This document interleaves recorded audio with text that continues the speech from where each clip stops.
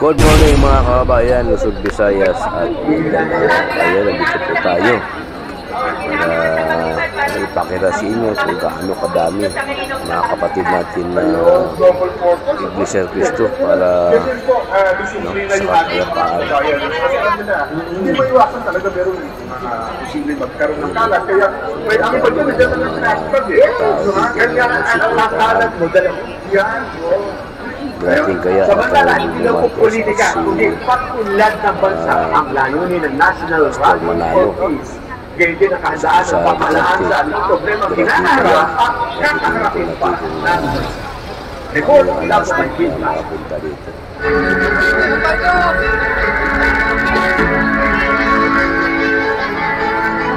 Gusto natin umunlad. Daming tao dito mga kababayan. Hindi lang para sa ilan, hindi para sa lahat.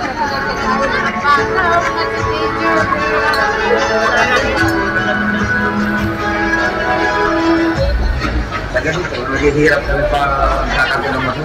Kung minsan, kasi nakabasa lang kami sa pasok eh. Pag walang pasok, hirap talaga.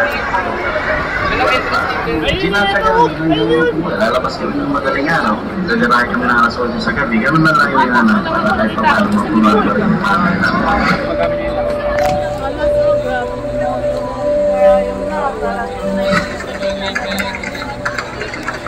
Kung meron man mga trabaho, hindi naman sapat ang kinikita para sa mga pangangailangan sa araw-araw. Wala na. Ay, 1,000 natin halos mapatak na parang 100 na lang. Oo, dati, bit-bit mo, malaking bag. Pag pumunta ka ng grocery. Ngayon, supot na lang na maliit. Ay, pagkaan may presyo ng mga gamot ngayon. Presyo ng mga bilihin natin na pagpakusan. Ang trip natin ang presyo. Kaya, ngayon, wala nang magawa ng bansa. Hindi mag-is. Nahihirapan ng marami na magkaroon ng trabaho dahil sa kawalan ng maayos na edukasyon. Kulang ang mga guro, kulang ang mga silid-aralan, kulang ang basic amenities sa mga paaralan, kulang ng teaching materials, kulang ng computer, at wala o mahinang internet access. Like to have a single shift, that is the students would come at 8 o'clock, then maghapon sila dito and until 2 or 3, but because we could not do it, we resorted to double shift. Hindi rin maayos ang serbisyong medikal na nakukuha ng mga karaniwang Pilipino. Kulang na kulang din ang bilang ng mga doktor at nurses e hindi maibigan ang wastong healthcare lamang sa mga lungsod kundi maging sa mga lalawigan, lalo na sa mga liblib na lugar.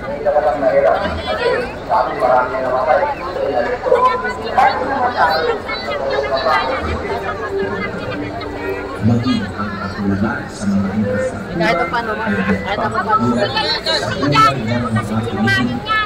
Ang transportasyon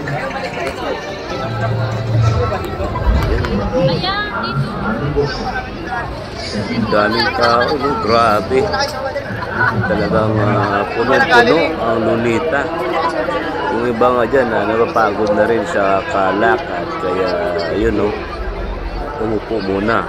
At ito yung iba naman na madyalang mga karton. Ay dinadala po sa kanilang chapter o district o kung saan sila nandoon. Kanya-kanya na yata sila order mga kababayan. Ang laman po yan ay Jollibee. Ayan. Pakita po tayo ng sa Lunita Grandstand. Pasok po tayo doon. Kung gaano po kadami kasi dito sa kabilang ay puno na rin kahit sa gilid, kahit malapit sa may LRT. Ang dami rin nakaupo doon. Kaya halos lahat na sakop ng Lunita ay na-occupy na po nila. Yung mga kapatid natin na iglesia, yan, sobrang dami nila puno. At dyan po, basta po dyan, wala nakakadaan dyan na sasakyan. Basta po dyan. Siguro nakakadaan dyan yung mga na lang. VIP, Iglesia ni Cristo. Diba? Yan ang magkalabaw din. Yun, kanya-kanya po silang tipon-tipo ng mga grupo. Na antabay po sila na kasi ang sabi, alas 4 pa ng hapon magsisimula, alas 12 pa lang. Grabe kung gaano po dyan kadaming tao. At yung palikuran dyan at yung gamit na rin pang jingle ay siguro nasa 4 na portion. Kabilaan po dyan sa may Kalabaw at doon sa may malapit doon sa may Ocean Park. Yun, meron din doon. Dalawa din.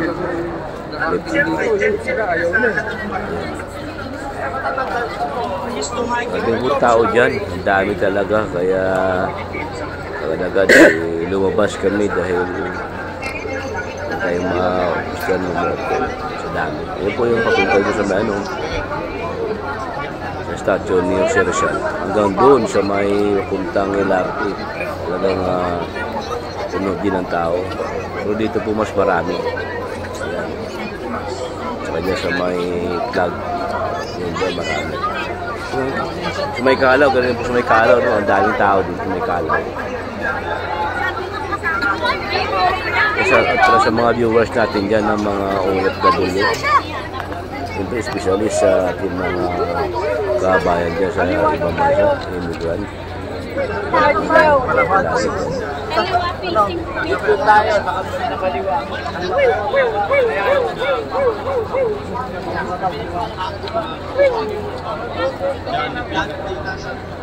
Kanya-kanya silang direksyon kung saan po sila papuntungo. Dahil wala naman talagang ano dyan, no? Wala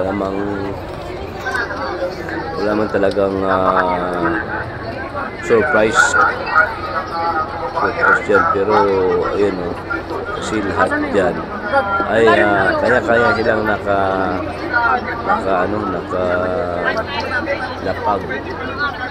grupo na ganyan yung may nagsasalita o ano na nandiyan sila para ihayag lang nila yung kapayapaan. Sa panahon ito, sa pagkakataon sa araw na ito, ito yung mga kababayan natin Pilipino na nandito sa bansang natin. Sabi ni Kuya, patay na yung damo. Atras naman yun. Kaya nga, dito ako, puro sa may, mismo sa may Lunita Grandstand, ilan yung nakapusin sa taas. Dahil lang dyan sa magitin na, sa Southern Ontario, sa North York, nandyan po ang mga kababayan, Greater Toronto. Dami rin ang itinda dito.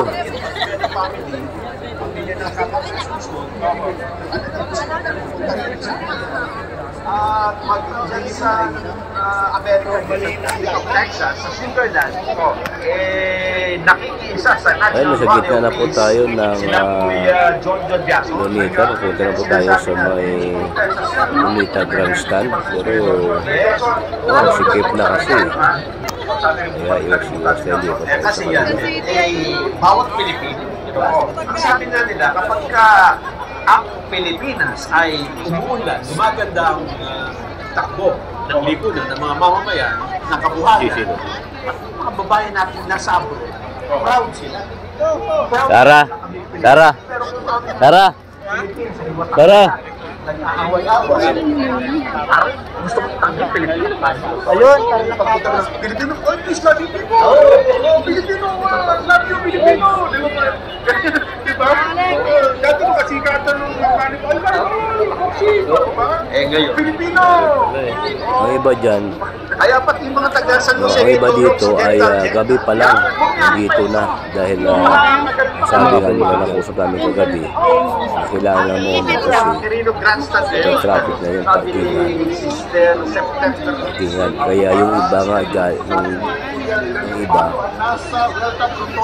hanggang Pasay mo sa PICC at saka dito sa may Libertad sa may Pasay Rojas Boulevard sa may service road nandito pa nag-parking tapos ang iba naglalakad na lang. Grabe kasi sobrang dami na talaga yung parkingan, punong-puno.